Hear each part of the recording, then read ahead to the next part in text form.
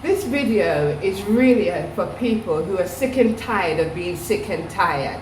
Things don't work out in your life, your friends, your family, your relationships, your work. There always seems to be some kind of drama or some emotional turmoil going on inside of you, and you just can't seem to fix it. This video is to start you with the first step of the emotional training that you are going to need to conquer anything that life has to throw at you. This is day one and step one of emotional training to be an authority over your own life. Hi, welcome to Reasoning with Rima. On this channel we deal with everything motivational, inspirational and often emotional. And today the topic is about emotional training to get your feelings under control once and for all. Let's go. So can you take charge of your own emotions and thoughts? Because if you're anything like how I used to be, I took my emotions for granted and I took my thoughts for granted. I always used to think that if something was going wrong, the main thing with me is that I would blame others, or I'd blame circumstances or my background. There'd always be something to blame for my emotions, especially my negative emotions, but also my positive ones. I had a habit of looking outside of myself. An example of the way that I would blame others is if I went for the job and I didn't get the job and I thought I did everything possible, I'd just put it down to them being racist. Or if I was in a workplace and I wasn't getting along with everybody else, I would just blame them and just say, oh, they just don't like me, they're just bad-minded. Or if that friend wasn't calling me and I was always the one that was calling her, I just think she's using me. There was always a way to blame everybody else. And one thing I had to learn was, how can I get to a positive place? People are always telling me, oh, think positive, think positive. Or how do you do that? You know, that was my question. I can't just think positive. And to be quite honest, most of the time when I was thinking negative, I didn't see it as negative. I saw it as normal. But one tool that I came across and that I use with my clients is the emotional scales.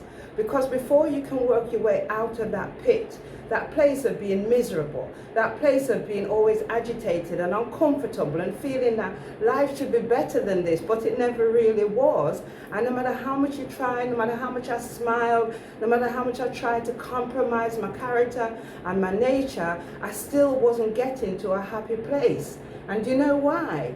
Because I didn't know where that happy place was emotionally. I didn't know how to separate my emotions. They all just came at me at one time. Like I said, if something good happened to me outside, if somebody told me, oh, Rima, you look beautiful today, then my emotions would cheer up. If somebody says to me, oh, you're putting on weight, then I'd go back down again. It would be some little thing and always triggered from outside. So what I thought was, then I have to stay away from the people and the situations that made me feel miserable. One thing that I recognize is the start of my emotional journey was to recognize where I was, to recognize where I was positioned. And I'm telling you, when I looked at this emotional chart, which is what I will encourage you to start using, just to identify what your emotions are and what your dominant emotions are.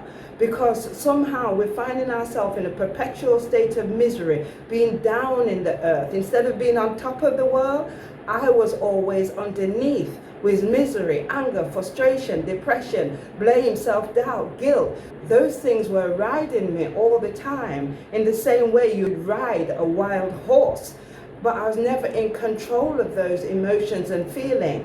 So one thing that this emotional scale does, which is the start of your self-improvement journey, is the start of taking control of your emotions and your thoughts, which are linked, is to identify what are the emotions that are out there.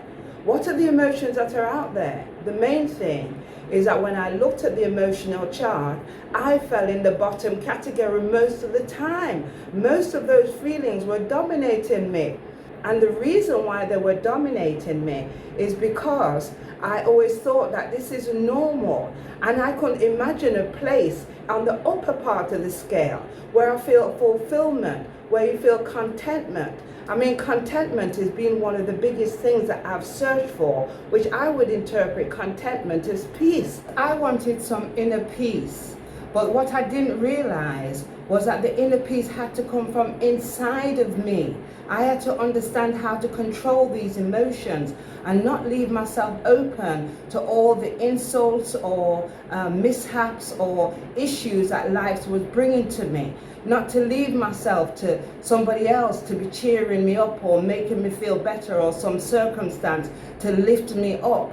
When I realized that I had to take charge of all of these things, then what I wanted to know was how. How do I do this? And the first step that I had to take was to recognize what all the emotions are that are affecting me, both good ones and bad ones. And once I recognize all of these emotions and pinpoint them down, which my biggest one was blame. And blame led to everything. Blame led to feelings of guilt, feelings of anger, feeling of resentment, feelings of jealousy. Oftentimes it just catapulted into all the other areas of negativity, because I was just in that house. I was under the earth. I was not on top of the earth. So how do we start to take authority over our own emotions? Well, step one, which is what this chart is here for, is for you to be able to identify what emotions are in you and are in everybody. Step two is to accept that those emotions are there, especially the ones that are dominant in you. Don't feel guilty about it or angry or beat yourself up. Just accept that those emotions are there, good or bad. You will express them. And then number three, to really take authority, you're going to have to start to put in the work.